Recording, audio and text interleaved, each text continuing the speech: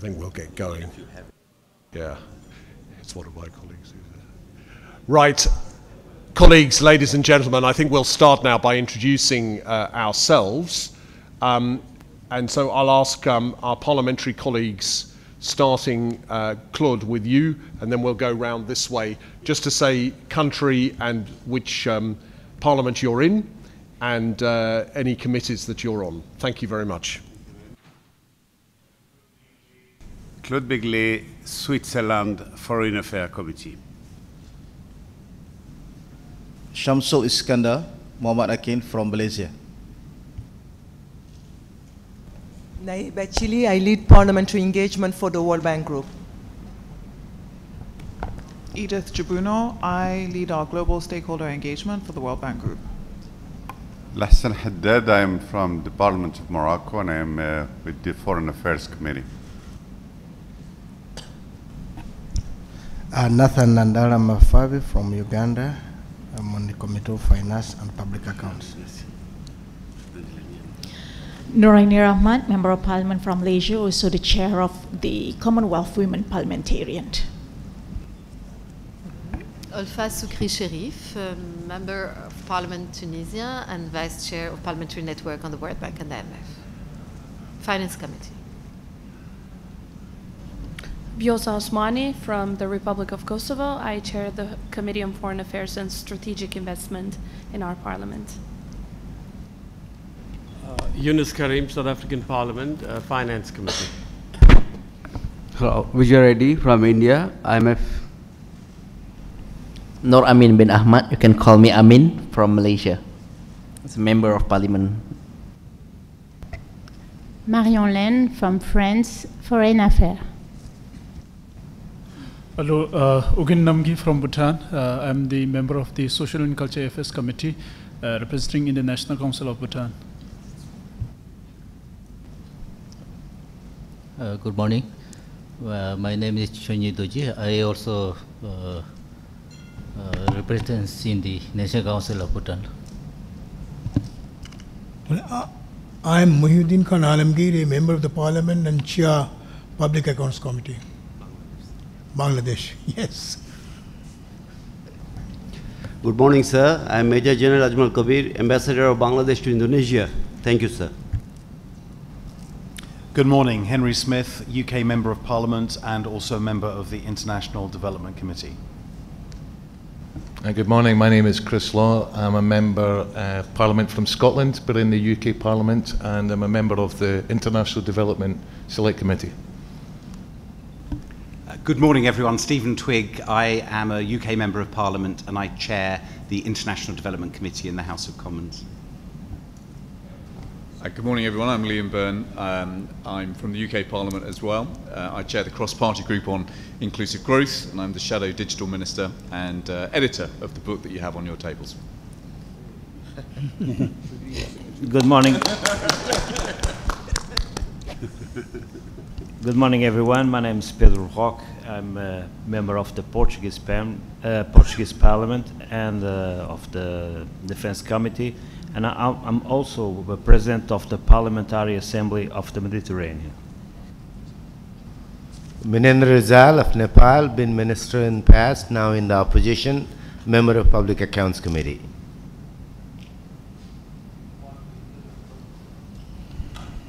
Kumar Ketkar, Member of Parliament, India. I'm K.C. Ramamurthy, Member of Parliament, Upper House from India. I am in the Standing Committee on Urban Development and Consultative Committee on Human Resource Development. I'm Suresh Keswani from Indian Parliament, one of the original founders of Parliamentary Network on the World Bank. Good morning, Khaled Ramadan from Jordan Parliament.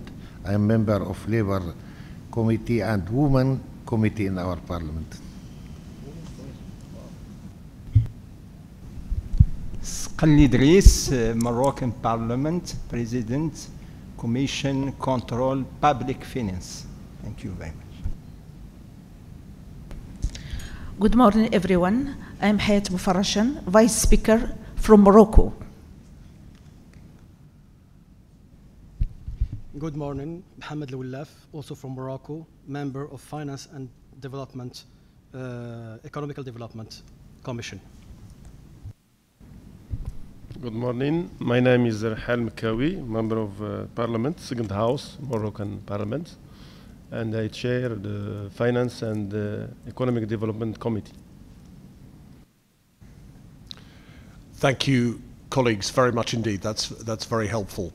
And now it's a great pleasure to hand over to our colleague Claude from Switzerland to introduce the next panel. Thank you.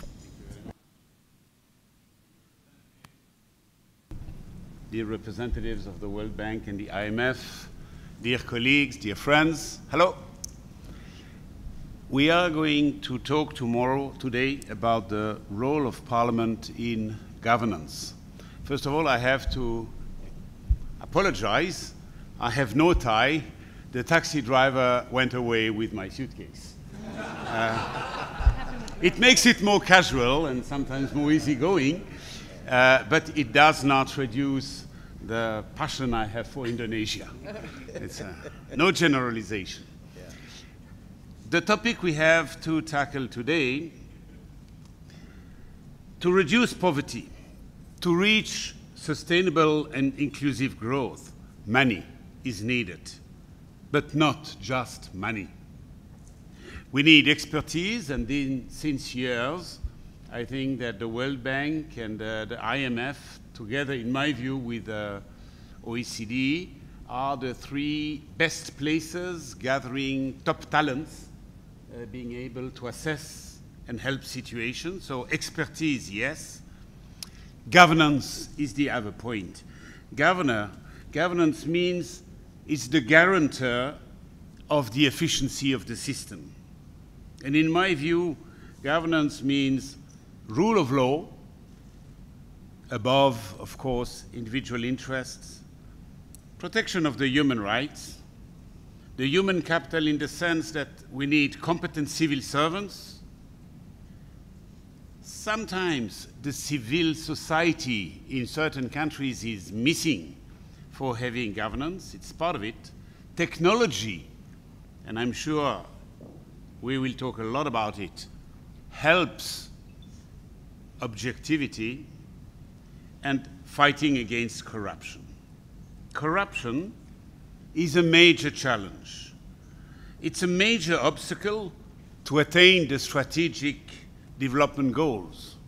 And this threefold.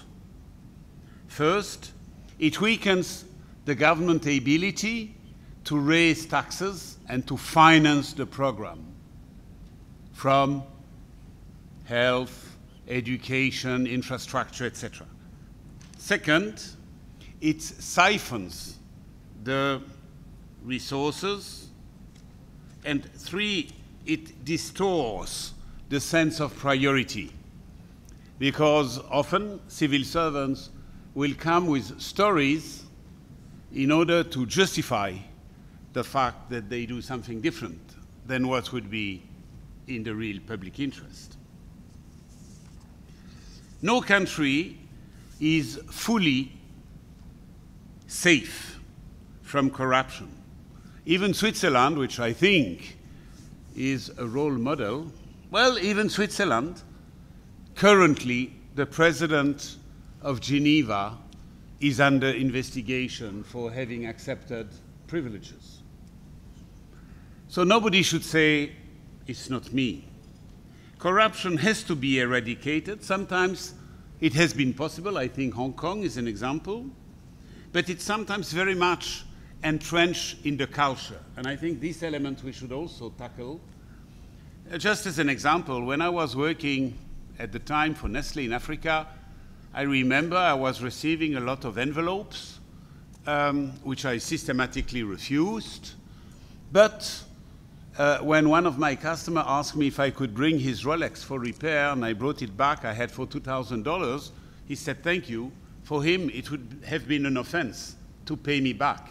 I give you gifts, I receive gifts. It's sometimes part of the culture. So it's part of wrongdoing, but it's also part of the culture. And we have to see, it's a very tiny line, how to improve it within each of the country's habits. The risk is, in my view, particularly strong in emerging countries. It's everywhere, but in emerging countries, because there is already wealth, but still a lot of disparities, and sometimes still fragile institutions. So it's why people like President Xi Jinping or Prime Minister Modi have put very, very high on the agenda the fight against the corruption. And I quote two, but quite a number of other leaders in Indonesia as well are tackling the problem strongly. Word of caution, when we do that, and it's very good to have investigation against the corruption, let's avoid witch hunting. I also know cases where most of the government officials, away whenever, are corrupt, but when you want to get rid of a political opponent, then you take that case.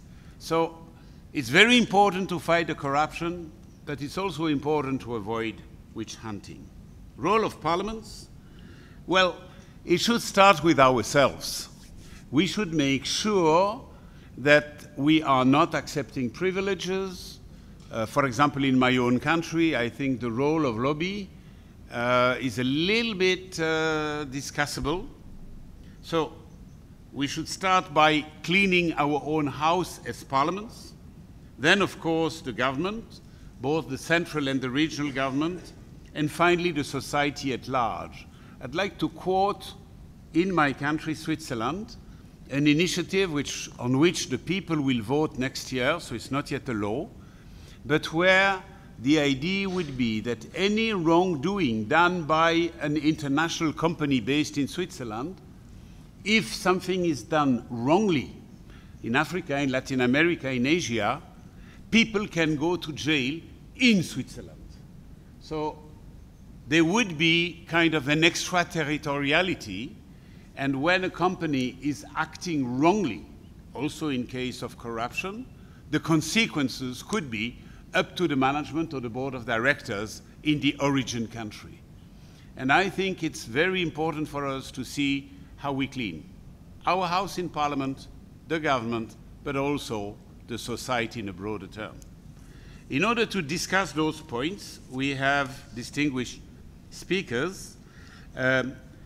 Mrs. Deborah Wetzel, who's a Senior Director, Governance Global Practice at the World Bank, Mr. Sin Nolan, who's Deputy Director, Strategy Policy Review Department at IMF, and Mr. Shamsul Iskandar Molid Akin, who's MP in Malaysia, Deputy Minister for Primary Industries, and Treasurer of the Parliament Network of the World Bank and the IMF. Sir, if you want to start. All right. Thank you. Thank you, Dr. Claude, Mr. Chair. Assalamualaikum warahmatullahi wabarakatuh, and a very good morning. Selamat pagi dan salam Nusantara.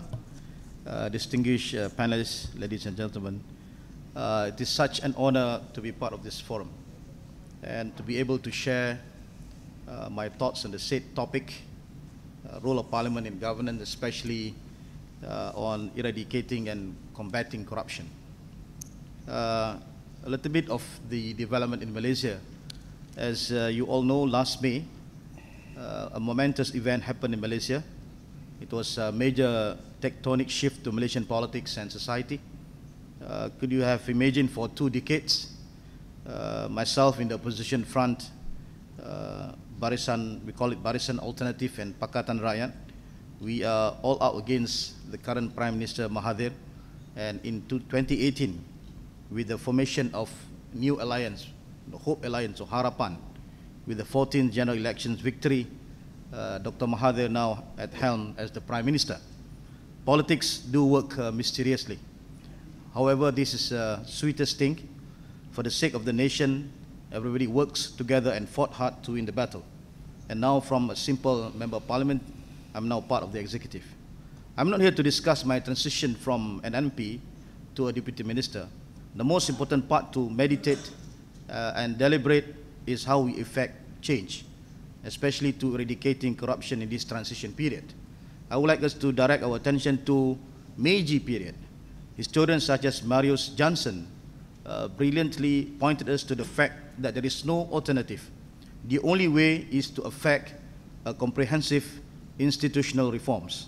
One of the most important tasks at hand is to acknowledge the importance of conversation, meaningful conversation between the people, representatives, government servants, media, and the executive. For this to be successful, the institutional reforms must be molded based on the spirit of the Constitution, primarily freedom of speech. While it is easier said than done, we do witness many countries faltered during transition period because to observe the spirit of freedom of speech, to be accountable and transparent is challenging and demanding. Nonetheless, we must persevere. The digital age opened up all the walls between the politicians and the people, and honestly it is good to democracy to check and balance. The new government is certainly committed to the reform agenda of free media, an independent judiciary and economic policy that will be able to encourage investments and at the same time to cater for the welfare of the majority, housing, health, education, and an effective program eradicating poverty and of course to wiping out corruption because it's getting to be so endemic in Malaysia. We will do it in phases, of course. What is most urgent is to clean up the government from corruption, and we can save billions of dollars to give back to the people. Distinguished MPs, ladies and gentlemen, yes, we have real challenge, but we will not lose hope. Indeed, Parliament is known as one of the tools to promote democracy and is effective to control the greed of human beings. I recall a beautiful quotation from Mahatma Gandhi: "The world has enough for everyone's need, but the world is not enough for everyone's greed." Most of the nations in the world today subscribe to the parliamentary democracy. Parliamentary democracy will be efficient if it could reinforce its functions and improve its compositions with the right MPs to become an avenue to enact good law and as a check and balance to the executives. For 60 years, the Malaysian Parliament has been rather functioning fairly well until we realized that one Malaysian Development Berhad, one MDB saga had failed us. Government apparatus and Parliament had been abused and used to protect the perpetrators. The scandal goes unchecked and swept under the carpet. Member Parliament were denied any chance to debate on one MDB scandal on the pretext of sub judice. And to the extreme, Member Parliaments were booted out from Parliament for asking questions and demanding answers from the government. All this happened because the elected representative and the Speaker of the House has to toe the line of their party leaders. The ruling MPs were bought with one MDB's proceeds in order to silence them. Furthermore, there are allegations that some of the opposition MPs were also bought to neutralize them. For the previous government, the cash is king. Indeed, one MDB is clearly an example of the entire system failed. I'm confident that once independent civil services, judiciary and legal system are established under the new administration, it won't be possible for another case like YNDB to occur. In fact, in an environment with credible agencies and efficient services to rid the country of graft, elements that will not only make business more efficient, but also cheaper, incoming foreign investment is sure to rise. Distinguished MPs, ladies and gentlemen, as a new government, our focus within 100 days was to strengthen the principle of separation of powers between executive, legislative, and judiciary. In parliamentary democracy, MP is entrusted to enact laws, ensure accountability and responsibility of the executive, control over national finance, and redress constituents' grievances. All these functions can only be effectively carried out if the system is fair and unbiased. Our MPs and politicians are required to embrace a right worldview. One of the earliest steps put forth by our Prime Minister is to establish National Center for Governance, Integrity and Anti-Corruption, with the acronym GIACC. GIACC is given a wider power by Prime Minister to provide exposure on various aspects relating to corruption and preventive measures to MPs, politicians and officers of the new government. We as the administration of new government were given briefings on asset declaration, receipt of gifts, management and administration of allocation for MPs, as well as offences under the Malaysian laws. When we have the right worldview and mindset, then we have to reform the institution. Reforming Parliament is our top agenda. For example, a study has been made to establish a special committee on executive appointments to scrutinize the Prime Minister's nominees for all key institutions in Malaysia. it is important that the nominees are vetted by the committee to ensure that only those with ability and integrity are appointed. I believe after the 1MDB saga, the Public Account Committee will also be strengthened to scrutinize government expenditure. Its jurisdiction should be expanded to cover all institutions receiving public funds, including statutory body and government-linked company. Public Accounts Committee must be assisted by experts and empowered to hold public hearings. PAC should invoke their privilege to compel ministers and civil servants to appear before committees. We have taken unprecedented move when recently the Parliament appointed Public Accounts Committee chairman from the opposition party. Normally it is from the ruling party. This shows how serious we are to put Malaysia back on track. I also a firm believer that no audit reports should be withheld from Parliament under the Official Secrets Act 1972. We still have that law up until now. I also believe that most issues arose because lack of knowledge. Parliament should be the non-partisan to uphold our constitution. Democracy needs political literacy. It is observed that there is a severe lack of understanding of the constitution in Malaysia that has resulted in groups and even political parties advocating unconstitutional ideas. In this regard, our education system should reinforce the teaching of the constitution and inculcate citizenship knowledge within the context of the constitution. Each and every state have a constitution that is peculiar to their historical and social fabric. All these peculiarities need to be highlighted to our young with the hope that they know and understand the constitution that binds us together as citizens. In terms of punishment, there is a debate whether or not we should categorize corruption as a serious crime which justifies whipping and also capital punishment. I understand there is a movement at the international plate to abolish whipping as it is considered cruel and inhuman. But the argument is, without punitive punishment, it seems there is lack of seriousness in combating corruption. I hope we could further deliberate on this in the near future. My dear MPs, ladies and gentlemen, allow me to register my views on the IMF paper on a new framework for combating corruption. I congratulate and welcome the tireless effort by IMF to come up with a framework for enhanced fund engagement that will supplement the 1997 guidance note on the role of the fund in governance issues, the 1997 governance policy. Whilst we have devised many guidance to combat corruption in fund engagement for member states' guidance and implementation, but the fundamental issues still need to be addressed. In this regard, I call upon our review on the concept of head of state's immunity when dealing with the misappropriation of the international fund. As we are all aware that misappropriation of fund more often than not under the monitoring and supervision of the head of states. Hence, the head of states who are involved in systematic ways of stealing the international fund shall be tried and adjudged at international fora, as their domestic legal system may be impaired and not capable to try their own head of states. In addition, we have to ensure that the definition of public officer shall include our respective head of states. We have experienced to receive a judgment when our Court of Appeal decided that former Prime Minister Najib is not considered as public officer.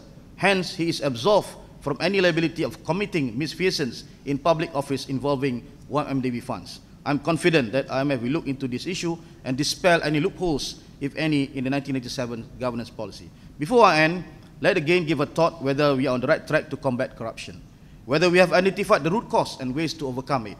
It is indeed our culture, belief, and upbringing will influence our perception on governance and corruption. We should demand and elect MPs who are clean, effective, and responsible. When we have the right composition of MPs in Parliament, then Parliament can function effectively. Our MPs must have the right worldview on their duties, functions, and responsibility. All of our deeds will be adjudged by a supreme being God in the hereafter. Every deed will be adjudged either small or big deeds. I believe by transforming their worldview about the purpose of our existence, then we could mitigate corrupt deeds. Thank you very much. Thank you very much. Now, Mrs. Wetzel for the World Bank, please. Thank you very much. It's an honor to be here this morning, and I'd like to thank our hosts, the Indonesian government, and to express our condolences for the tragedy that's occurred, and our solidarity of working with you in order to help address the crisis and to help in the recovery efforts. At the meetings over the next week, we'll hear a lot about the human capital project that the World Bank has underway. And so I thought I'd talk a little bit about that project and how the different aspects of governance and the role of parliaments play out with respect to that. Some of those relate to the administrations and systems and institutions that help prevent and create an environment to reduce the incentives for corruption. There are elements that relate to sanctions and deterrence. And so I'll talk about that, and then if there are additional questions about related to corruption issues, I'm happy to take those as well in the question and answer period. The single most important investment that countries make is investments in its people, in health, education, and other programs that build human capital. These services are public goods that they need and need to be the focus of policy, which is why the bank has turned to the development of the Human Capital Project. The project includes an index which will be launched at these meetings, which includes measures of early childhood survival rates. Will children born today survive until school age? Education, how much schooling will they complete and how much will they learn? And it looks at health. Will they leave school in good health, ready for further learning or work? And the index is meant to focus on outcomes that countries reach in order to incentivize governments to actually put more resources into human capital.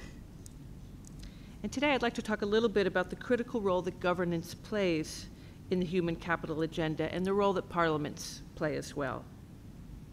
When it comes to investing resources to improve outcomes in health and education to build human capital, governance and accountability are overarching challenges that affect the design of policy and service delivery, and without them, we often find corruption occurring. Governance is fundamental for mobilizing domestic revenue and maximizing the efficiency of public spending on human capital. And of course, these investments are long-term investments. It takes years or even decades for the full benefits to be achieved, and of course, that's a lot of election cycles. So the incentives to focus on the long term are not always where we would like them to be. A key question is, how can we generate the political will to sustain these investments over the long haul? Right now, we find that investments in people are falling short in both quantity and quality around the world, and we're seeing barriers to human capital investment on many fronts. For those countries that have limited fiscal space, the bank is working to help strengthen ability to mobilize domestic resources, for example, by working with governments to strengthen existing tax regimes. One example is some work we've done in the Philippines to raise tobacco and alcohol taxes, the so-called sin tax reforms introduced in 2012, which reduced the numbers of smokers from 30% of the population to 25%, that's in 2011, to 25% in 2015. This reform generated 80% of the almost $4 billion US in additional revenues that were recorded over 3 years, and was linked to a threefold increase in the budget of the Department of Health. These additional resources for health were used to triple the number of families receiving free health insurance from 5.2 million in 2012 to 15.3 million in 2015. But there's a lot of factors that get in the way of adequate taxation, including exemptions, poor administration, an underdeveloped private sector, and informality. And of course, weak institutions and corruption can also lead to poor tax administration and low trust in government. So it becomes a vicious circle. If you do not have revenue to provide services, you lose trust and the cycle, and you reduce compliance in payment of tax. We also know very well that around the world, there are significant issues in terms of the efficiency of health and education spending. It can be difficult to make the case for dedicating more resources to the investment in human capital if resources are not used well in the first place. Work that we're doing with many institutions are needed can help improve on those fronts. Addressing governance bottlenecks can play a key role in increasing the quality of spending by addressing the challenges that affect service delivery, including misaligned incentives and breakdown in policy coordination, identifying areas of weak implementation, improving the management of public sector personnel, strengthening fiduciary management, and particularly public procurement, where there's a lot of work to be done to improve transparency. Why is it so hard to implement effective policy? When we have a situation in which policies in health and education are not yielding their intended results, we often need to look beyond the technical details of policy design. Many of you may have seen the 2017 World Development Report on Governance in the Law, which was very much focused on identifying the underlying forces that affect the effectiveness of policies in governance.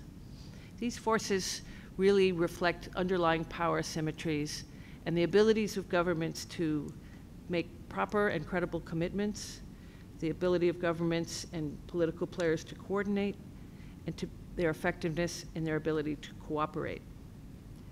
These three underlying functions often affect whether policies yield their desired outcomes. And in fact, the work of parliaments directly affects these three C's, the so-called commitment, coordination, and cooperation. Commitment is about the ability of powerful players to make credible agreements that will be sustained over time. Credibility over time in policies is not very easy to achieve. Circumstances change and policy objectives may extend beyond one single political cycle, changing the incentives to implement previously chosen policies. Commitment enables actors to rely on the credibility of policies so that they can calibrate their behavior accordingly. But credible commitment to policies is not sufficient. We need coordination as well. And parliaments have an important role in incentivizing governments to honor their commitments by holding them accountable through parliamentary oversight. The presence of an effective parliament mandated to hold policymakers and government officials to account for implementing the commitments they've made, that can boost citizens' confidence in those commitments. Parliaments as deliberative institutions can foster consensus around more inclusive policy objectives, and they have a key role to play in coordination. When parliaments are representative of and give voice to diverse interests, they lay the groundwork for constructive dialogue that facilitates coordination within the parliament and among a variety of stakeholders in society. Consensus building and coordination are essential if parliament and policymakers are to translate societal expectations into the inclusive economic and social policies that all sides of the polity can mobilize around to ensure successful implementation.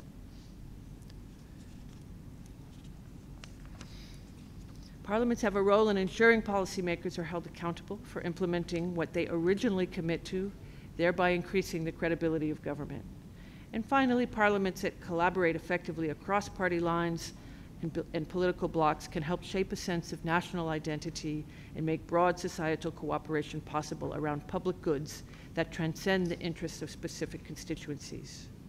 Parliaments can help shape and realize these public goods by preventing free riding by specific groups and through sufficient cooperation, encouraging voluntary compliance. Boosting human capital, investing in people, means being more responsive to the needs and demands of citizens. Parliaments as political and representative bodies can engage citizens more directly and amplify citizens' voices to make public processes and decision-making more inclusive. Boosting human capital also requires strong and inclusive institutions that manage human and financial resources transparently, efficiently, and controlling corruption. Parliaments are key as they are both representative and oversight bodies. Through your legislative and oversight roles, you help make public policies more inclusive, leading to inclusive economic and social outcomes and greater trust. As MPs, you're tasked with the oversight responsibility to scrutinize the performance of governance and hold public officials accountable for complying with the law, implementing government policies efficiently and effectively.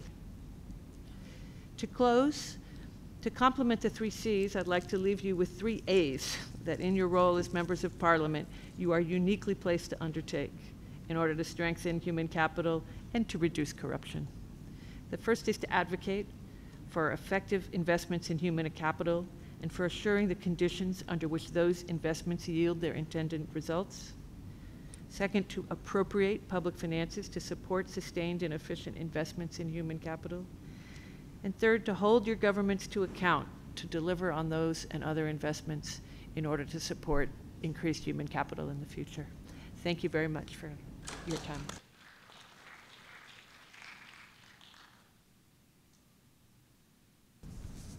Thank you very much. And now Mr. Sin Nolan, please. Good morning to you all, and it's a great pleasure to be here with you this morning. Personally, it's a great pleasure for me to be back in Indonesia. I had the good fortune earlier in my career to work in Jakarta for 3 years, and so it's particularly nice to be back here again. I'm going to focus my remarks entirely on not the role of Parliament in governance, which I assume you know a lot more about than I do, but I'm going to focus my remarks on what the IMF is doing in the area of governance and corruption, and how I will end up at how parliamentarians can tap into that knowledge. Just a terminological point at the start. Obviously, good governance, bad governance sometimes have been used as a euphemism for corruption, but they're very different concepts. Corruption, as we know, is the sort of the abuse of public office for private gain. Bad governance can often be poor structures, poorly designed mechanisms for oversight. If you were to choose the directors of a central bank, the board of a central bank, the independent directors, and you chose them all to be the sort of heads of the leading symphony orchestras in the country, it would be a pretty bad governance structure, though there would be no corruption involved. So I'm going to focus entirely, my remarks will mainly be on corruption, but I want to be sure that we're drawing a distinction between the two concepts.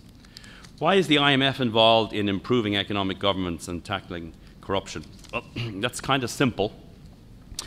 Corruption substantially undermines the functioning of the state. It erodes revenues, it wastes expenditures, and it also typically undermines the workings of the market economy if regulations and so forth are used to bias market outcomes in favor of small groups.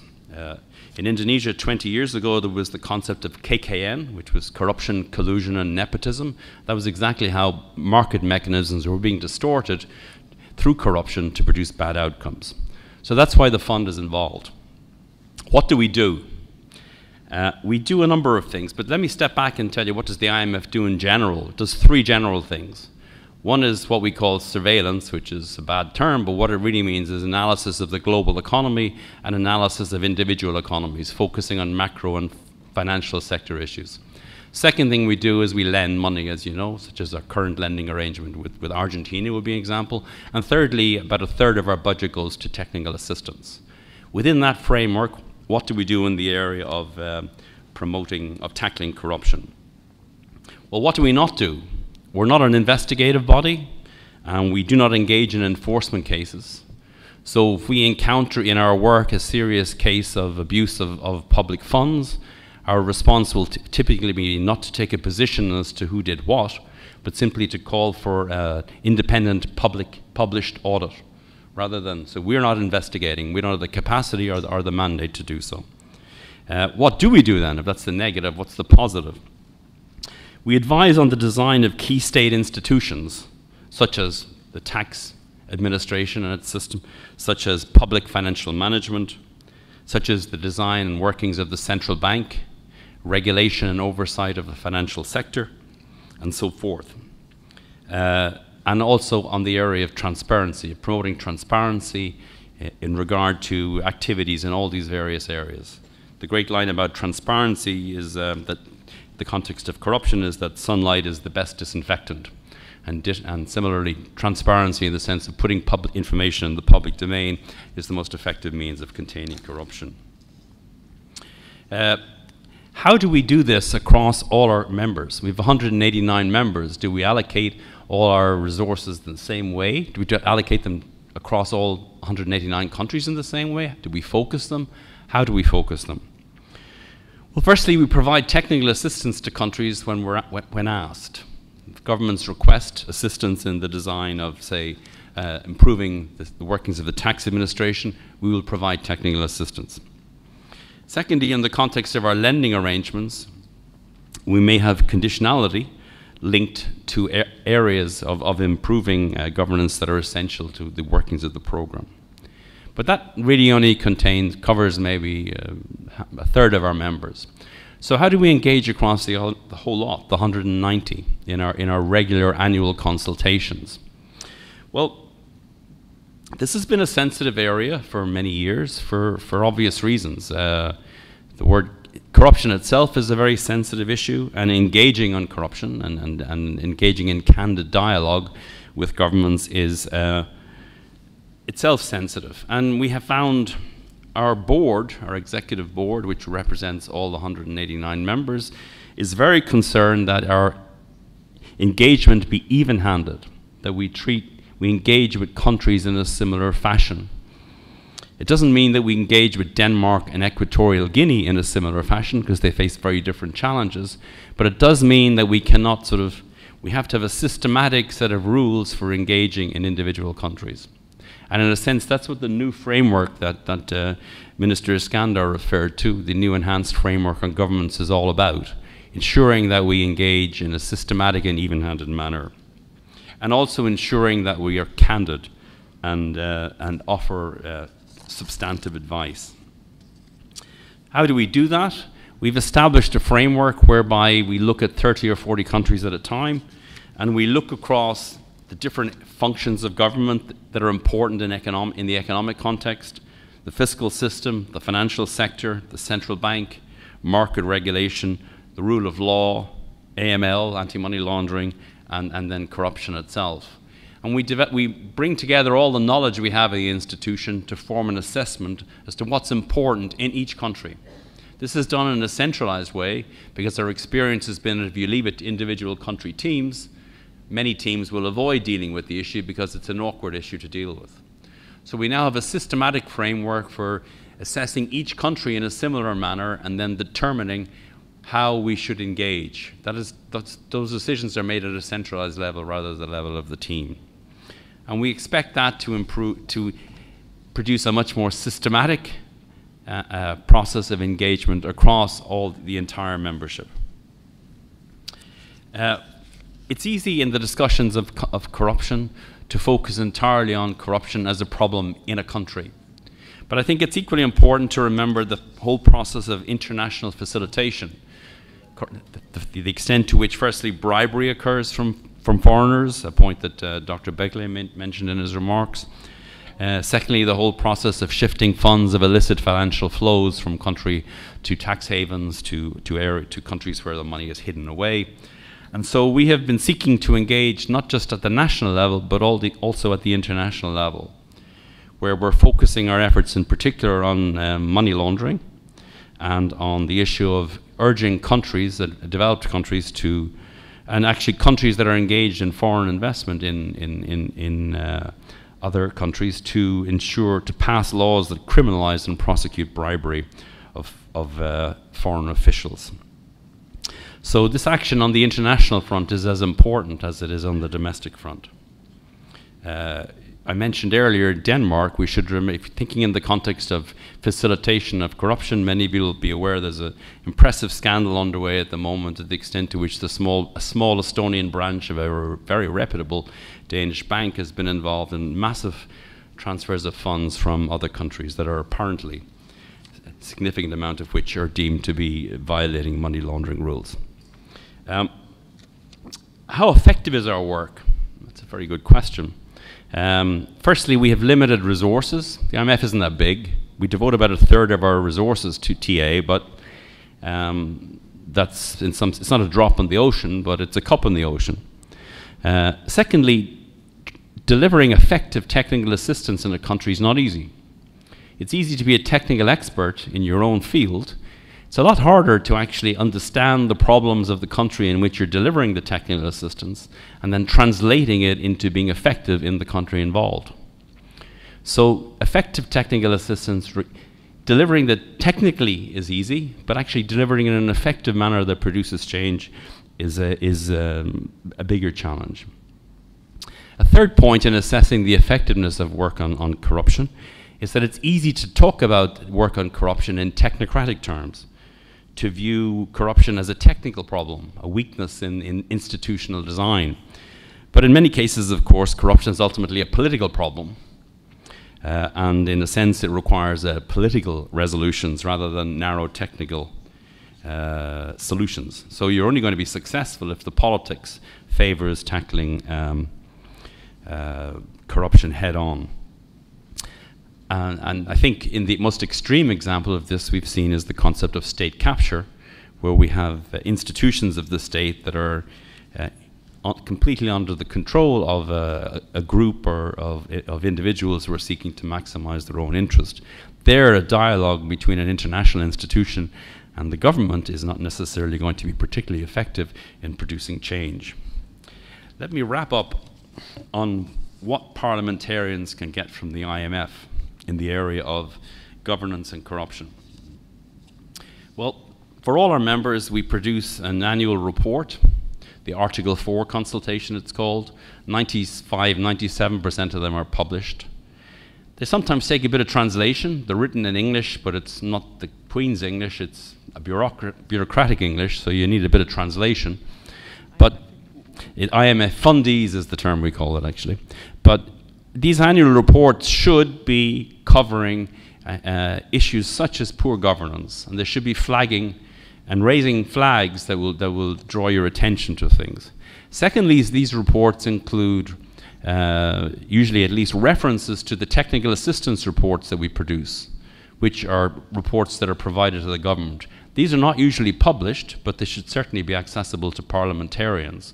So if you want an analysis, for example, of tax administration and what needs to be done, often these TA reports are something that certainly a parliamentary committee could ask for. And a last request to parliamentarians, particularly in developed economies, is the importance of pushing on the international facilitation. As mentioned again, the importance of anti-bribery conventions, the importance of tackling money laundering, the problems of addressing the transfer of funds through well-established financial centres. Thank you very much indeed. Thank you very much for the three of you for those quite interesting inputs. Let me start by asking a question to each of you and after open to the floor. Starting with you, Mrs. Wetzel. You said one needs to provide good services to generate trust, and only through the trust there will be a sufficient acceptance to pay the tax and do what is to be done. The question, for those countries which are still low on the development path, even somehow dysfunctional, how do you raise simultaneously, in parallel, the service delivered, hence the trust, and the domestic revenue generation? It's an egg and chicken question.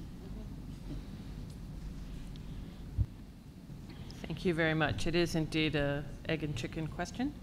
We do a lot of work around the world in fragile and conflict states, and this is one of the primary questions that is often raised. How do you begin to restore confidence, particularly when the state has broken down? How do you raise revenues? How do you help them deliver services? There are three areas that we find we get the most requests for support in these types of environments. The first area is helping to just get the very basics of a functioning government in place. So making sure that the civil service is in place, that it's transparent, that it is adequately remunerated, but also it functions in a meritocratic way as much as possible. There's a lot of new technology that is helping us with this, such as biometrics, where we're applying biometric solutions to help make sure that you don't have too many ghost workers, or that things are more straightforward. Those civil servants provide some services. They also raise revenues. Related to that is the second task, which is providing some of the very core services. And typically those start with simple things. So getting schools going again in local communities, taking care of just the streets, the lighting, some of the most basic functions of services that communities need, provision of water, other such things. And a third area where we find there's a need to help restore trust is the oversight of the fiduciary aspects of how governments use the resources they have. And so how are governments demonstrating that the resources they have been able to obtain? Often in these difficult environments, you start with sometimes customs tax, sometimes excise taxes, and then eventually you build towards other types of taxes.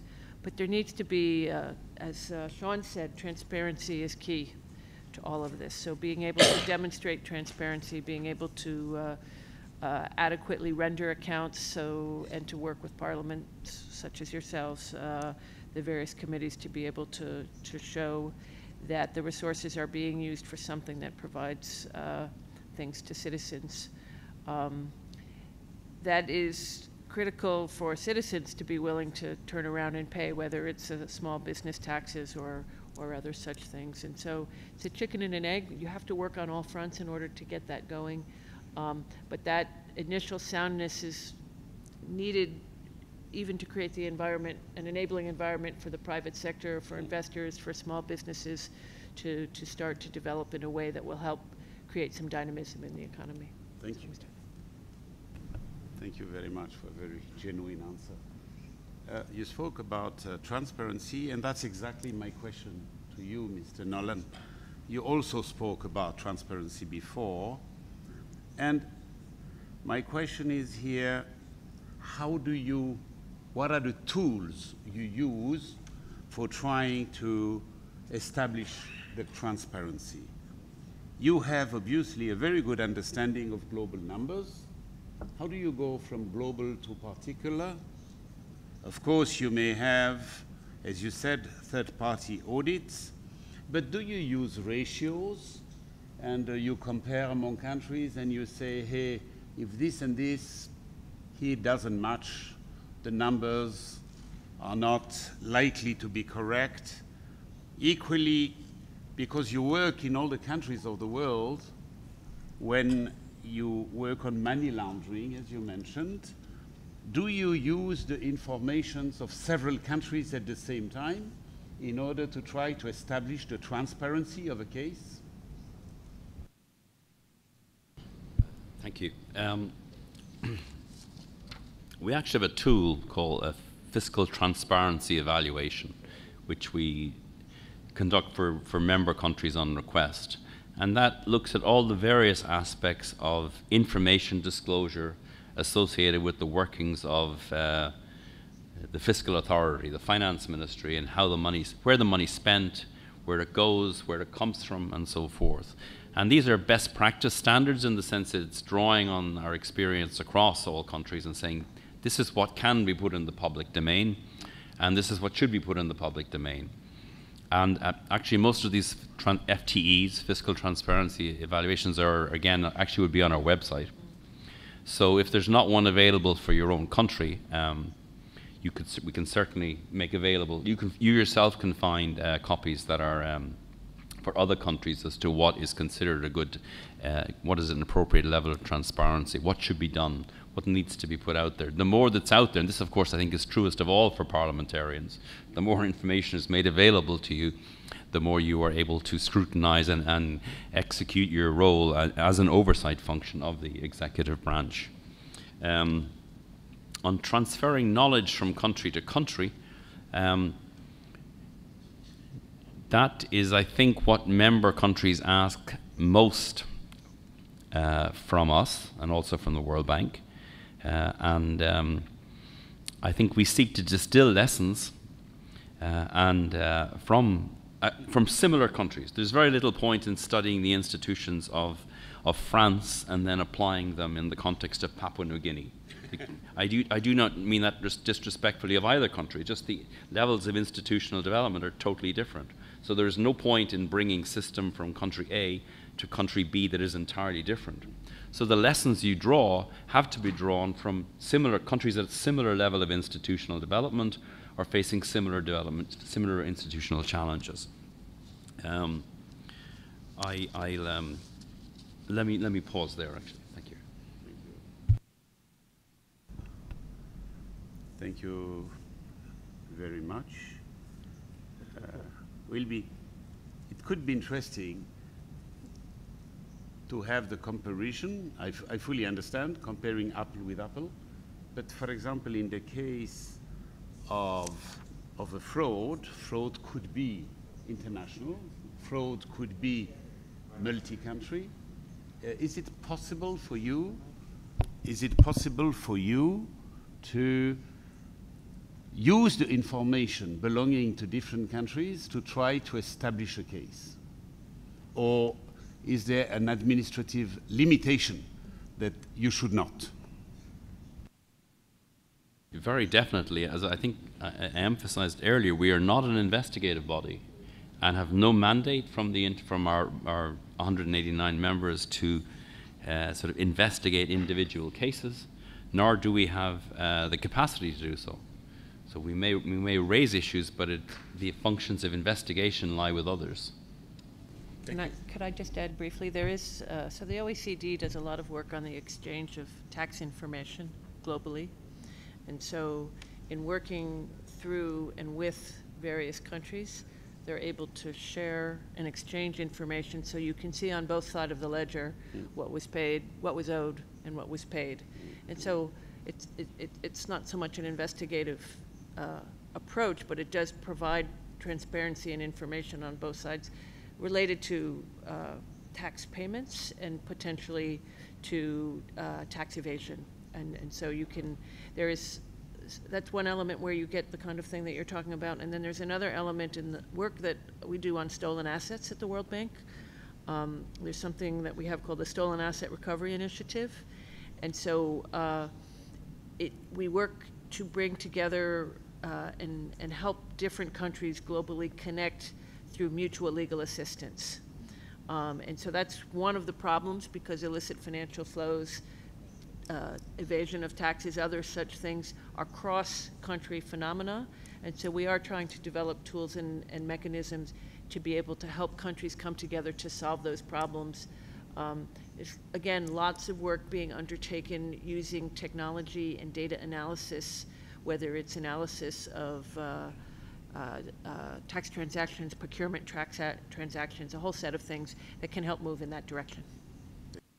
Thank you very much. And my last question, before opening the floor to the colleagues, to Mr. Shamsul Iskandar Molid Akin, and coming to us, members of parliament, you spoke of parliamentarian democracy should be efficient.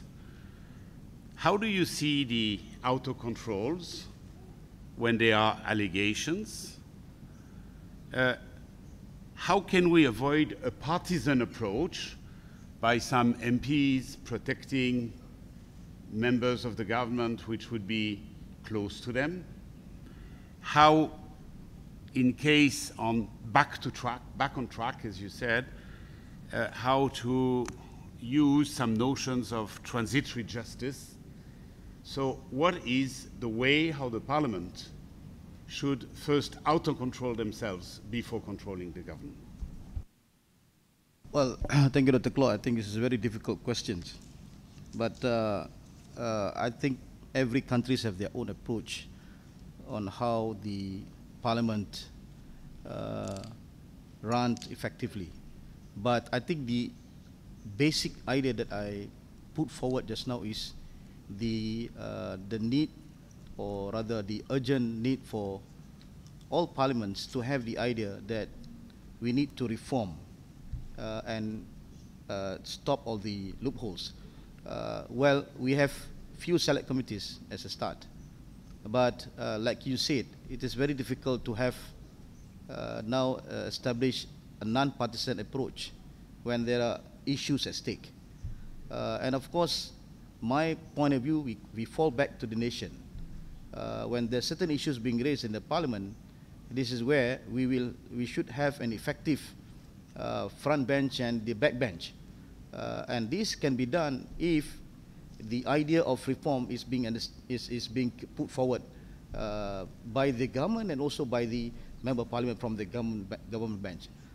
If that is the case, if you put the countries at the first priority, then I think there is a room for us to maneuver, even though I have to register, it's very difficult because we will always have, like I said just now, some or other toe the line. So in what way we can navigate, I think we will need to deliberate further in our discussion. Thank you. Thank you very much. And now, dear colleagues, the floor is yours. Yes?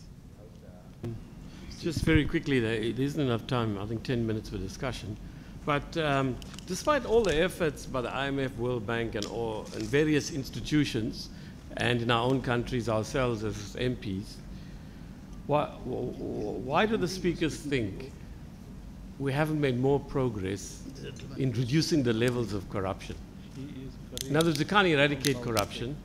Why can't we do something that significantly reduces? That's the first point. Second point, very quickly related to this, is clearly in some measure or other, you'll always have corruption where you have significant inequality. And especially when the super rich are invariably in parliament or their interests are overrepresented in parliament. Thirdly, is there one country you can think of which might be of value to us in having swung over from a corrupt to a relatively corrupt-free society? The one that I think there may be some lessons to draw on for the developing world is Colombia. I don't know what lessons one can draw from them, but you know, look where it was 8-10 years ago and look where it is now. Are there any lessons there? Finally, there's various different forms of corruption. And the subtext is always the corruption is substantially in the developing world, and to some extent that's true. But if you look at illicit financial flows that you referred to, it's a developed world. If you look at the relationship between business and politicians in the US, for example, it's shocking, really, the influence that big business have and lobby groups have, and how servile to them members of parliament are in the Congress and so on. So I think that a lot of the corruption also, if you look at the US war on Iraq and who got the oil deals and how connected they are to the Conservative Party, again, there's a variety of different forms of corruption. Yet some forms of corruption, which can have a very devastating effect, are seen as more acceptable because they're in an advanced industrialized world. Other forms of corruption are seen as more reprehensible, even if the impact is less. Finally, the obvious figure for somebody coming from my continent, which we repeat, more money gets taken out of Africa than is brought in, as was shown by the UN ECOWAS report. 50 billion, some say 80 billion US dollars leaves the continent, and far, far less comes into the continent. And most of the money that leaves our continent ends up in the developed world. It's a big issue. As MPs, we should set an example. But frankly, we've been dismally failing. And all of us are collectively responsible. I don't know what the answers are. Thank you. There was a question on Morocco, and I will remember. Me? Yeah, Morocco. Thank you very much. I have two questions. The first one is, like most speakers have talked about the supply side of transparency, in the sense that better governance, what are the institutions that need to be put in place, and all of that. And I think that's very important.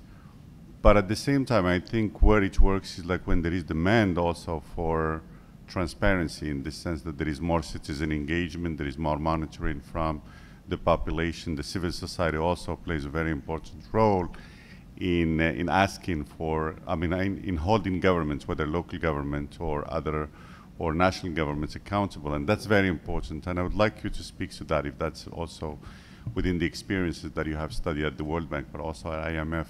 The other thing is, like, we have, for the last 2 decades there has been, or at least in the 90s, there has been this kind of model that has been proposed for dealing with corruption, is building alliances between civil society, the media, government, and the private sector, and working together in order to have more transparent kind of governance, better governance, also reduce corruption. What happens to that? Nobody is speaking anymore now about the role of media. Nobody's speaking about the role of civil society. It's more like, what we need to do, like on an institutional level, what we need to do on a court level, and what happens to those? Are they still like, has the model changed now in a sense, and then there is no role for those? Thank you very much.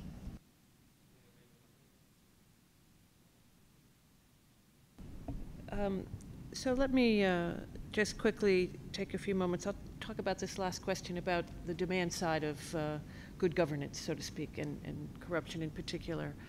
So yes, there are many, many efforts, partly a question of taking information and making it digestible to citizens. So we've done work with the Hakama program and other things in Morocco and other places to take the information that you may be more familiar with, but to make it something that citizens can understand and use more effectively in reaching out to media. We have some programs, a Global Partnership for Social Accountability, where we work with civil society organizations.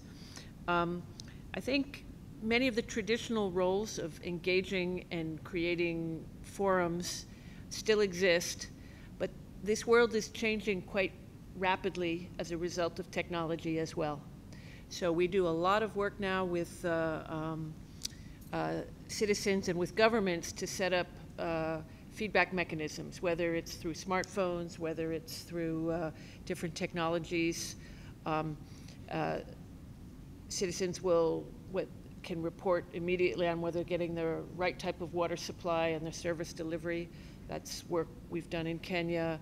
We have a lot of work around the world where we work on the provision of education and health services. So when people leave a clinic, they're able to report on whether they had to pay a bribe, whether they delivered services. And when you compile that data and make it instantaneous and publish it, that creates a new and different dynamic. So that's one way in which new information is changing the approach. And at a higher level, what you also see is that this world of information and technology is also changing the incentives for how powerful people act. So if you think of the so-called Panama Papers, or the Mossack Fonseca Papers, as we call them, or the Paradise Papers, that created and put information out there in a way that's being used differently than it has been in the past. That can be used well, it can be abused. And so this whole world of high-level information is changing how we do things. Just briefly on this question of reducing levels of corruption overall, one of the big paradoxes that we struggle with is that the better you're doing, the worse it seems. So for example, I'll use the example of Brazil. So Brazil, over the past 10 years, has used all sorts of institutions. Over the years, it has incrementally improved its audit institutions, its transparency, the role of civil society. And over the past, since 2014, they have investigated and put in place many, many, many individuals in cases of corruption that you never would have seen before 20, 50 years ago. Now the question is, how does that play out in terms of how politics works? So many people are being held to account. Things look horrible. Maybe they are horrible, but the question is, how do you build on that going forward? And so in each case, I think we see around the world many, many instances of either individuals or governments being changed by corruption and the information that's out there. And the question that we're working on now is, as this happens, and what are the next steps? What do you do with this? How do you build on that? And it's not straightforward at all. It varies quite a lot. It comes back to some of these underlying power asymmetries and how you get people to be to have a stake in being transparent, being inclusive, and bringing everyone around the table. It's not a nice, neat answer, but those are some of the factors we're seeing. Thank you. Just taking the questions in reverse order, I don't think you mentioned earlier, has the model changed since the 90s, the role of the media, the role of civil society? Debbie's obviously mentioned the technological changes and so forth, but in some sense the role hasn't changed. In fact, the emphasis on transparency is an emphasis on providing information that then can be used by the media, by civil society, by commentators generally, to sort of, in an informed way, push for change. So I wouldn't say the model is different. On the issue of corruption and political systems, which was, and I think neither of our institutions has any mandate to look at the workings of political systems, and in any country. It's not part of the it's of course an issue for you as parliamentarians, but it's something that I do not think we have any mandate to involve ourselves in. I don't say that to duck the issue. I'm saying that's just the way it is. You mentioned illicit financial flows, which I think is a very important point. And that, in a sense, goes to the question of the extent to which the international system, the way it works, facilitates the flows of, in particular, illegally acquired funds from country A to safe havens elsewhere. The safe havens we often think of as being small places in the Caribbean, but they could equally be London real estate. Indeed, probably more of the money, or New York, or Vancouver. So in fact, we think of it as small countries. They're often much more likely to be the big ones. Yeah. That's one piece of illicit financial flows. It's the flows of corrupt funds. A second, of course, is in the context that you referenced to the Mbeki report, is the whole issue of tax evasion and base shifting, and that's a very complicated area. I'm not ducking it. It's an area where there's a lot of work on trying to prevent base erosion and the shifting of taxes from developing countries and many developed countries to tax havens. I'm Irish. I can talk to you about tax havens afterwards if you want. I know a bit, embarrassingly. But and then the last thing that you mentioned about how hard it is to change corruption. I mentioned earlier the point that actually the political system happens to want it. And I'll give you an example that I'm confident that you yourself are familiar with. I'll mention a large airport in southern Africa. I mention it because I lived next to the airport for 3 years. And this is an airport where it's notorious throughout the region for losing your bags. Or not so much losing your bags as losing the content of your bags. Stuff gets stolen from it. Now you may say, well, why can that problem not be solved? Well, it's not technological. There's thousands of airports around the world, and you don't lose your baggage in advanced economies, in poor countries. So it's not the technology of how to operate an airport in a manner whereby lots of stuff isn't stolen from baggage is not rocket science. On the other hand, if you don't see that non-rocket science being applied in the context in question, then you say to yourself, there's a political obstacle to this change. And so I think that's part of the answer. I'm not picking on any particular country, as I said. Bad example is the one progress that has occurred over the last 3 years. Thanks be to God. In fact, it's been reduced dramatically, and I can show you the online. That's good news. Yeah.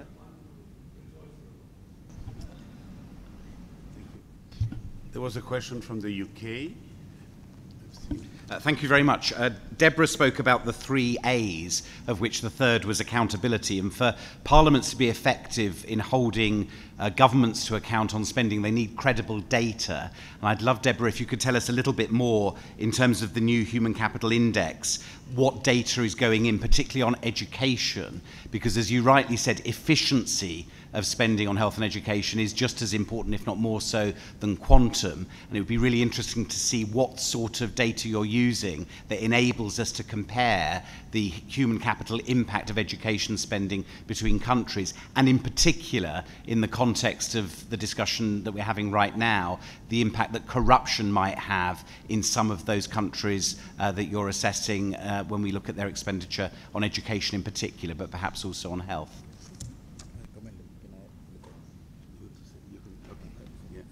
On this one? Do you want to take another question? You want me to answer that? Maybe we take, because we have 5 more minutes, so maybe we take your question? Yeah.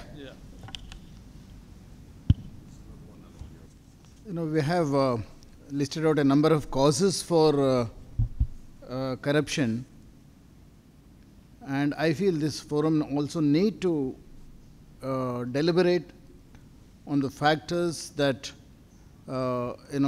constitute corruption in different countries, and also what steps have been taken by various governments to combat corruption. For example, as far as India is concerned, we have a number of legislations, Right to Information Act, Right to Public Services legislation, anti-corruption laws, number of them, and Prevention of Money Laundering Act, Lokpal, Lokayukta, Whistleblowers Protection Act, and all these, there's a number of legislations that are in place. But to what extent the government will be serious in enforcing these legislations and ensuring that corruption is combated, but that is not there. The most important factor that is responsible for corruption, the genesis of corruption in most of the developing countries, we are discussing at an administrative level. In the political level, it is the electoral malpractices. That is the most important. It starts from there, it emanates from there, and it develops. So I would request this august body to throw light on those issues so that we can get to learn from others as to what steps they have taken to combat elections. At administrative level, at bureaucratic level, that's okay. At political level, because most of us are politicians here, at political level, how we can effectively combat this serious evil. Thank you. Thank you very much. We still take a question there. Yeah?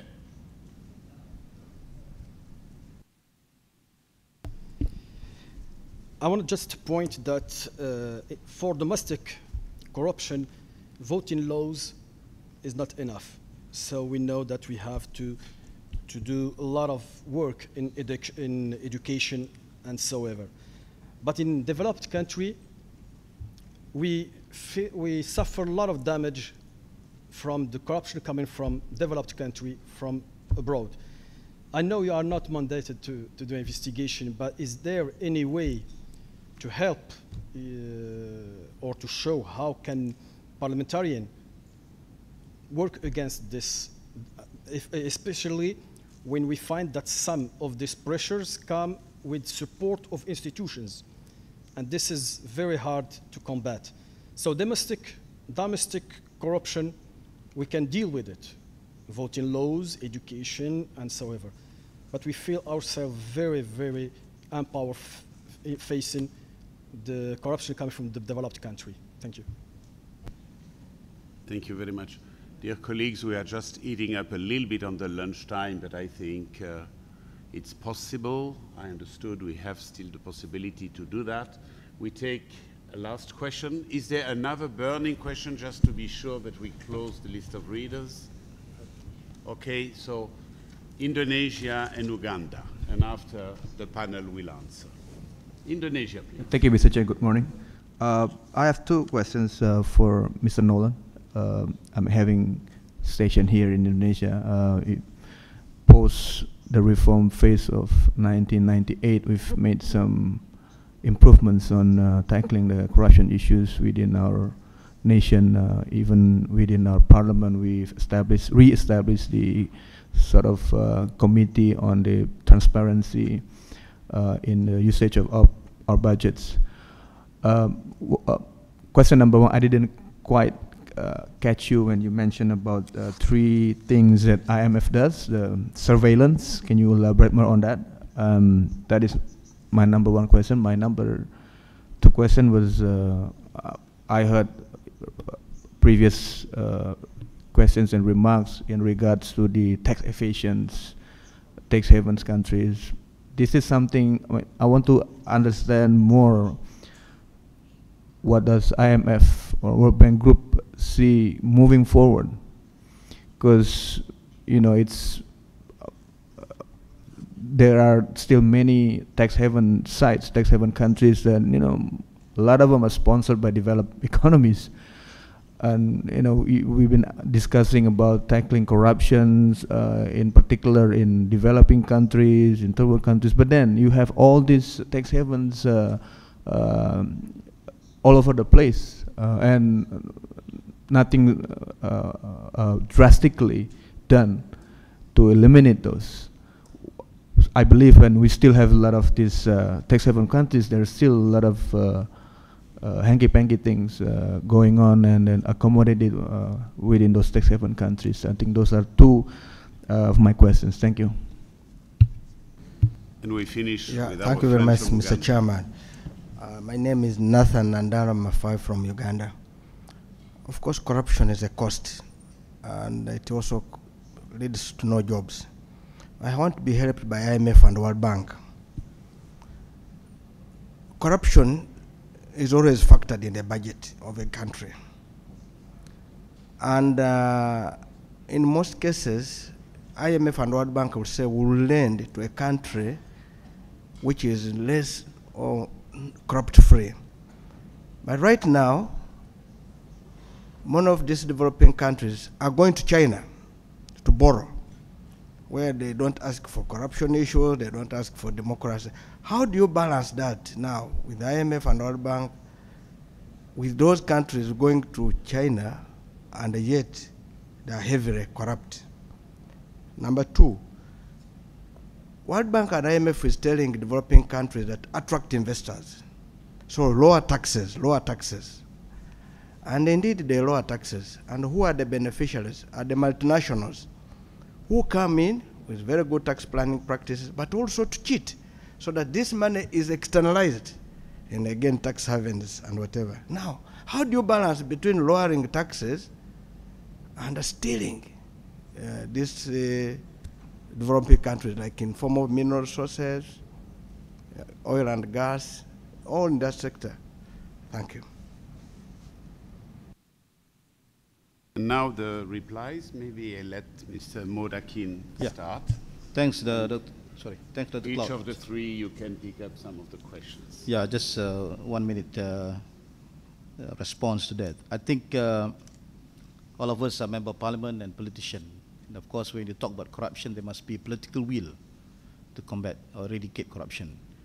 Just to share an experience of Hong Kong, for instance, we can look into that experience when we noticed that in the 90s and 70s, Hong Kong suffered from pervasive corruption. At that time, I remember when they tried to establish ICAC, International Commission Against Corruption. The acronym is ICAC, means I can accept cash. But it turns to be that now Hong Kong become a country that can be used as a model to combat corruption, where they change now to ICIC means I, independent status, C, comprehensive and long-term strategy, A, adequate resources, and C, community support. So I think when we discussed just now on the issues how to ensure that corruption can be combated to the fullest, I suggest two things. First, there must be a shift from a rule-oriented approach, where sanctions were the principal deterrent, to a value-oriented approach. And second is we have to seek a greater collaboration with various sectors in the community. And of course, we have just now we noticed that some of the MPs have voiced out the digital age challenge. We have the cyber revolution is one of the important challenge, and we can target the youth as to prepare another generation, become our priority target to give education on integrity and how this become the evil that they must avoid, and corruption cannot be a way of life. I think the journey is important, not the arrival. Then we hope that with this commitment, with this awareness, we can have a free corruption, we can establish our free corruption zone in our country. Thank you very much. Mrs. Wetzel? So on the Human Capital Index, the measures are actually quite simple. There'll be, so the education one is the amount of learning at age 18, which was determined, I don't want to go into the details because I don't know all of the details as well as I should, so just being very straight with you. But they are focused on two very simple outcome indicators with the goal of trying to focus on to raise the incentive. So there is going to be an index a la the Doing Business Index that the bank publishes, where this, actually on Thursday, the list of publication of where countries rank in terms of the amount of learning at age 18 and the level of health at a certain point in life, and to motivate change along those policies and frontiers. So the idea is that it will motivate looking at the efficiency of spending where, for example, systems, corruption, other such things occur. If you think of teaching Are teachers showing up for work? Are they not?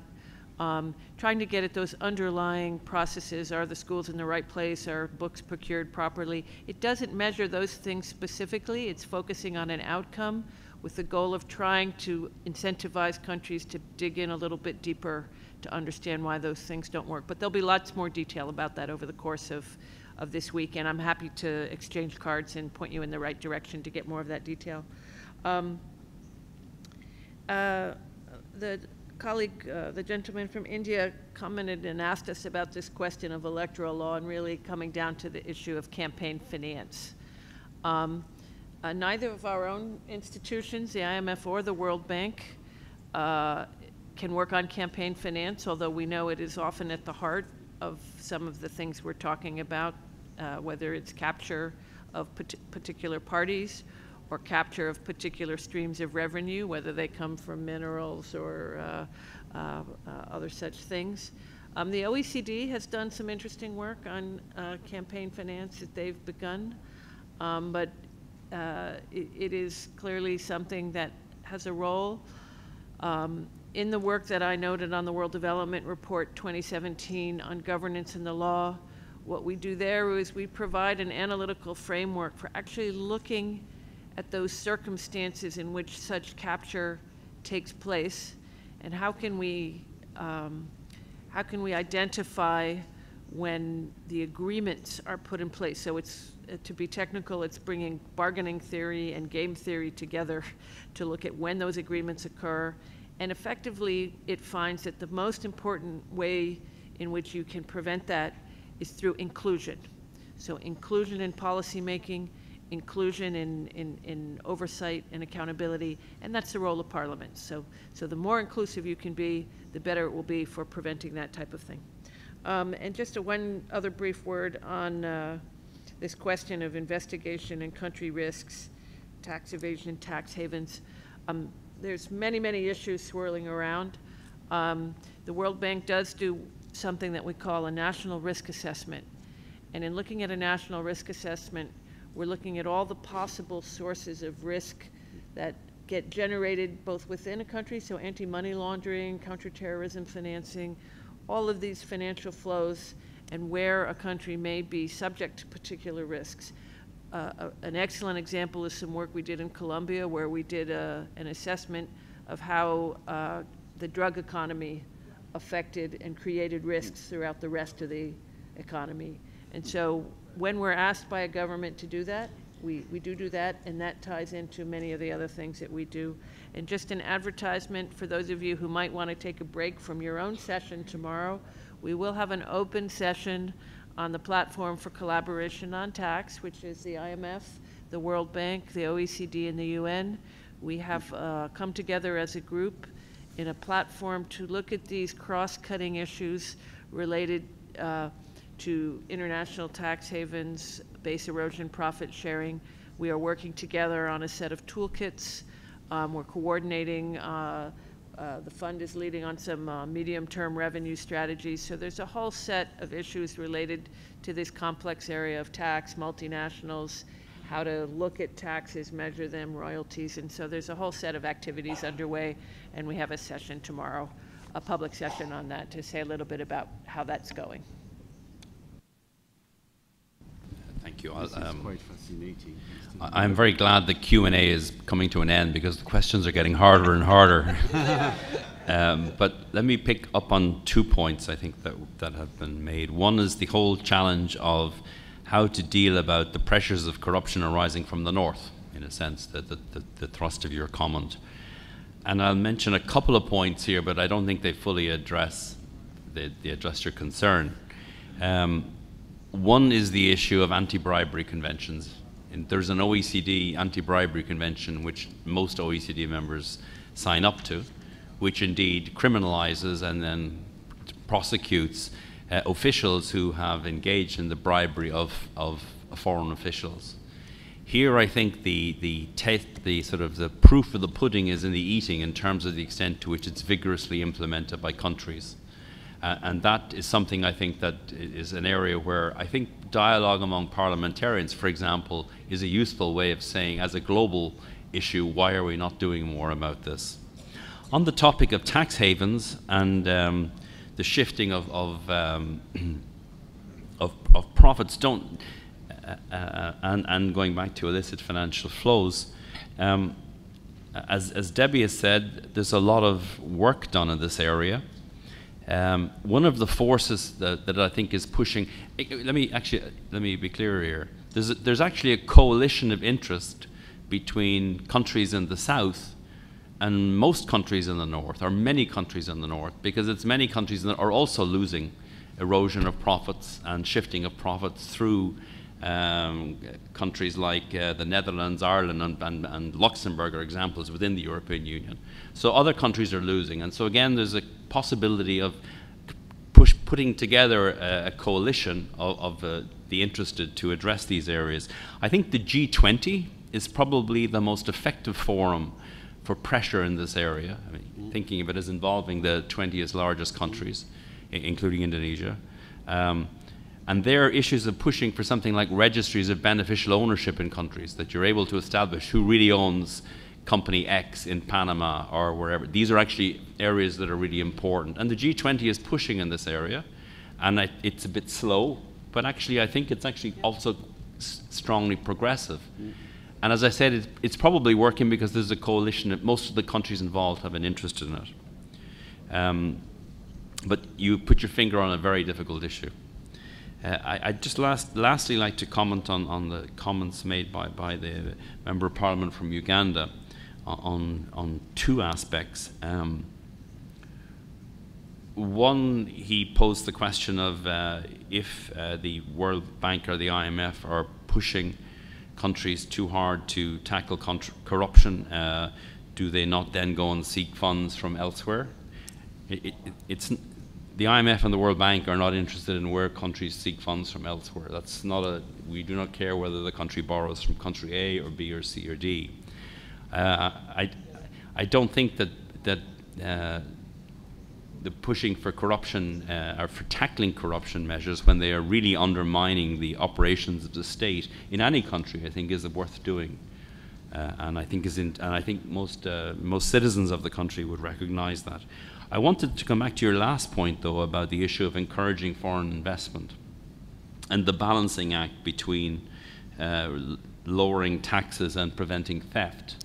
And I wanted to stress, firstly, that promoting foreign investment is not necessarily an exercise in lowering taxes at all. In fact, in the natural resource sector, you want high taxes.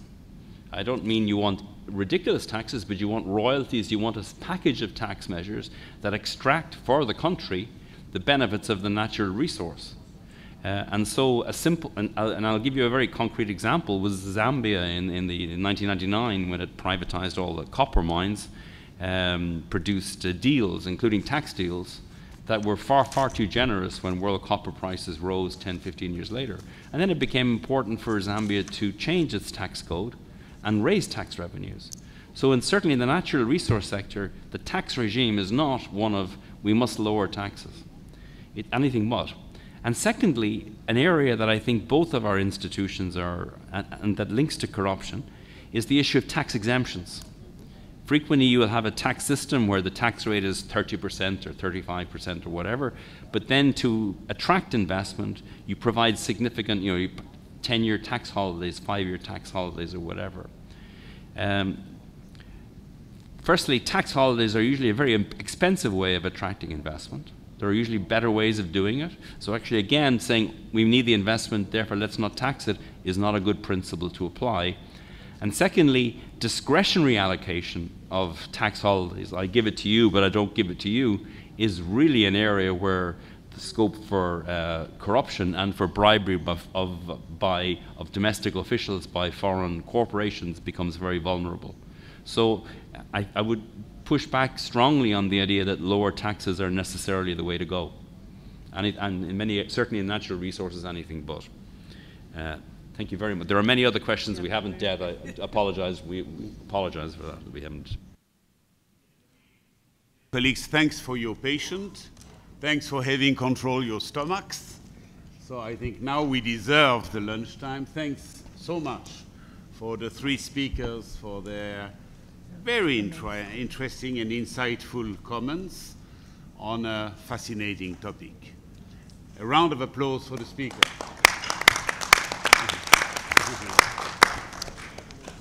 Claude, thank you very much indeed. And colleagues, I think we're going to have a group photograph now and then go for lunch. Thank you very much. Everybody? Yes.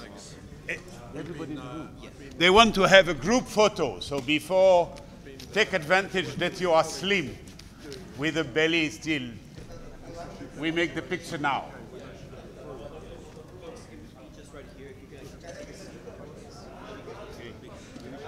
Ladies and gentlemen, for the group photo, if you'd be so kind as to come right over here and stand up, please. Yeah. We'll get this done in 2 minutes.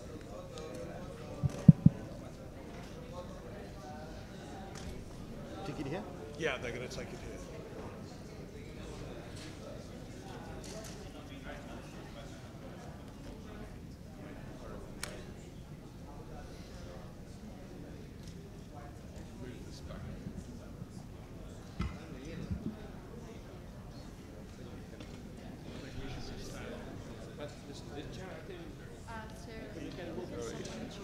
Do you think it should be? Where is the photo? Apa kabar? Sehat, Bang? Berparlimen ya? Sama kita. Di Jepang sama, di sini sama.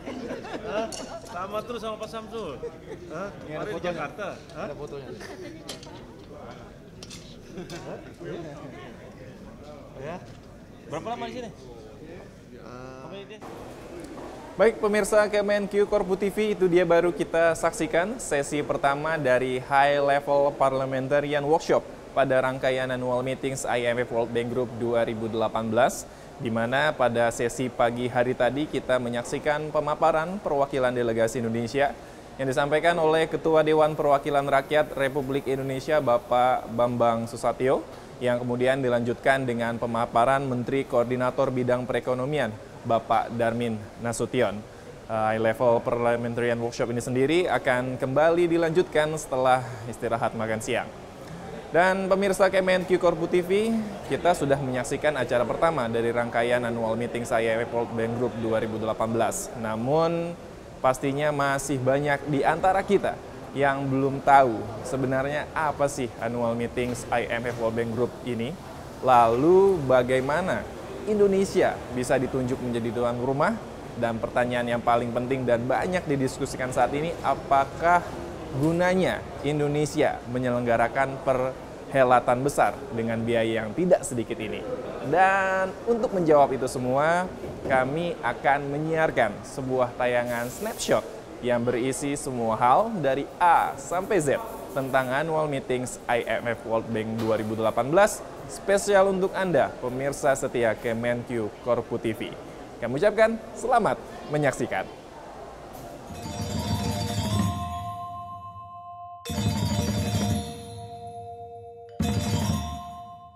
Selamat datang di Annual Meeting IMF World Bank Group 2018.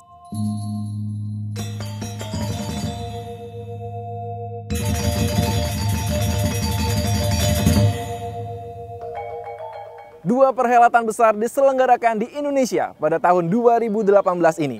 ASEAN Games Agustus lalu sudah terlaksana dengan sangat sukses, baik dari sisi prestasi maupun dari sisi penyelenggaraan. Dan kali ini, Indonesia kembali menyelenggarakan event besar berikutnya, yaitu pertemuan tahunan IMF dan World Bank Group tahun 2018 yang diselenggarakan tanggal 8 sampai 14 Oktober 2018 di kawasan Nusa Dua, Bali. Dan Kemenkeu Korpu TV dengan bangga akan menyiarkan rangkaian acara pertemuan ini kepada Anda semua.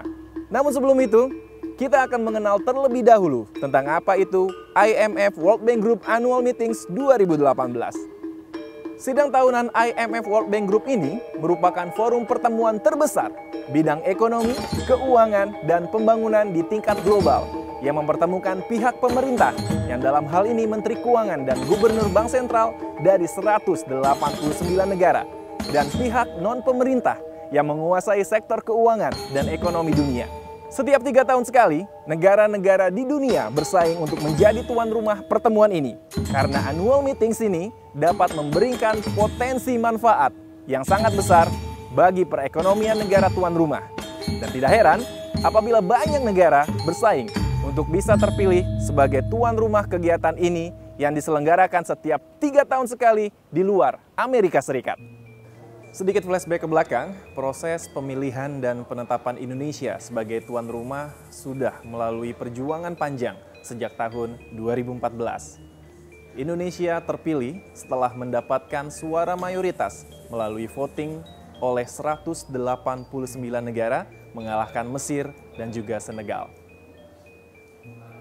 Melalui penandatanganan agreement for the 2018 annual meetings of the boards of governors of the IMF and the World Bank Group, pada tanggal 10 Oktober 2015, Indonesia secara resmi terpilih menjadi tuan rumah IMF World Bank Group Annual Meetings 2018.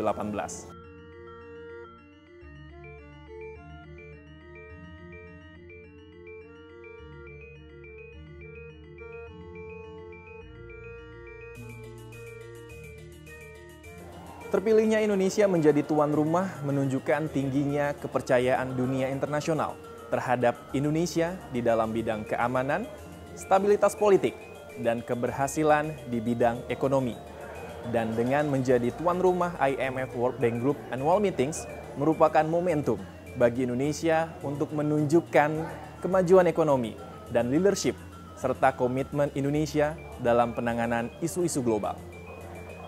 Annual Meeting 2018 ini merupakan acara event internasional terbesar yang pernah ditangani Indonesia. Dengan jumlah negara yang terlibat mencapai 189 negara, dengan total delegasi diperkirakan bisa mencapai 18.000 hingga lebih dari 20.000 orang yang terdiri dari lebih dari 400 orang seluruh Menteri Keuangan, Menteri Pembangunan, dan Gubernur Bank Sentral. Sekitar 20 kepala negara dan kepala pemerintahan. Sekitar 5.000 pejabat tinggi dan delegasi resmi dari pemerintah dan Bank Sentral. 1.000 orang senior manajemen, ekspertis, dan staf IMF dan World Bank Group. 1.000 orang para pengambil keputusan dan eksekutif senior dan organisasi internasional, lembaga keuangan internasional, sektor swasta, akademisi, lembaga think tank, dan NGO. 2.000 jurnalis dan awak media internasional,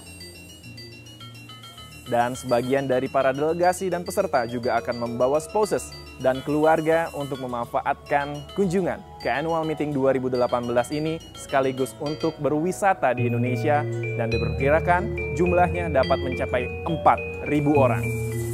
Rangkaian Annual Meeting ini akan terbagi dalam beberapa pertemuan utama, yaitu yang pertama, Pertemuan Development Committee atau DC Meeting.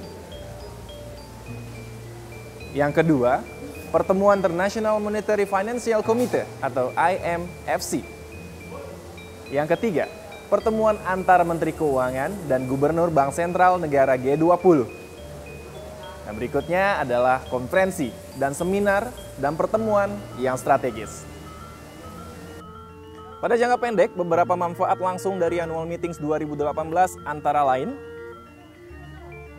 penyelenggaraan Annual Meetings 2018 berpeluang akan dihadiri oleh kurang lebih 18.000 orang dari delegasi pemerintah dari 189 negara, para pelaku utama sektor keuangan, CEO perusahaan, bank, lembaga keuangan dunia, pimpinan dan staf IMF dan juga World Bank dari seluruh dunia, CSO dan NGO, akademisi, jurnalis, press, observer, dan lain sebagainya.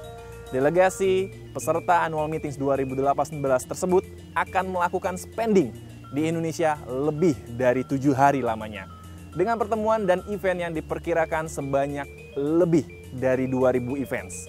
Konsumsi makanan dan minuman, transportasi dan akomodasi, belanja dan hiburan, dan belanja wisata ke berbagai destinasi belanja yang dilakukan para delegasi peserta Annual Meetings 2018 tersebut diharapkan dapat mendorong pertumbuhan ekonomi dan memberikan potensi penerimaan devisa. Dan berikutnya adalah manfaat intangible yang juga diperoleh bagi Indonesia adalah promosi wisata dan showcase kemajuan ekonomi Indonesia kepada dunia. Melalui lebih dari 1.000 jurnalis berbagai media internasional yang hadir pada Annual Meetings 2018, kehadiran ribuan delegasi atau peserta pada saat low season di bulan Oktober diharapkan juga akan dapat menggerakkan roda perekonomian Bali, terutama di sektor meetings, incentives, conference, events, atau MSCI, pariwisata, sektor jasa, industri kecil, dan sektor pendukung lainnya. Tentunya dengan banyaknya peserta, agenda pertemuan yang padat dan atensi dari media internasional akan mendatangkan banyak keuntungan negara tuan rumah, yaitu Indonesia. Apa saja keuntungannya? Yang pertama, Indonesia berkesempatan untuk mengangkat prioritas nasional dan isu domestik ke dalam ruang lingkup pembahasan internasional. Hal ini dapat dilakukan dengan metode benchmarking atau memberikan contoh positif dari apa yang Indonesia miliki, seperti kemajuan dan daya tahan ekonomi, proses demokrasi, keragaman atau diversity, serta toleransi yang akan menjadi inspirasi Indonesia untuk dunia, serta menjadi showcase dan antitesis dari perkembangan terkini di beberapa negara di dunia.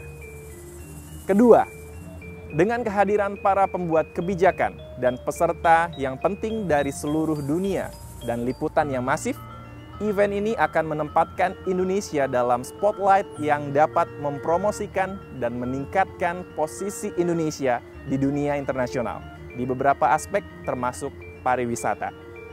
Ketiga, rangkaian pertemuan tahunan ini juga akan memberikan kesempatan bagi Indonesia sebagai salah satu negara anggota G20 untuk berperan lebih besar dalam mengarahkan kebijakan dunia sebagaimana salah satu tujuan dari kerjasama internasionalnya. Seluruh rangkaian acara pertemuan IMF World Bank Group 2018 ini dapat Anda saksikan melalui tayangan live streaming Kemenkeu Korpu TV. Untuk informasi jadwal tayangan dapat Anda peroleh dengan mengakses media sosial kami di Instagram, Twitter, dan Facebook di @bppk Kemenkeu. Sekali lagi @bppk Kemenkeu. Sampai jumpa.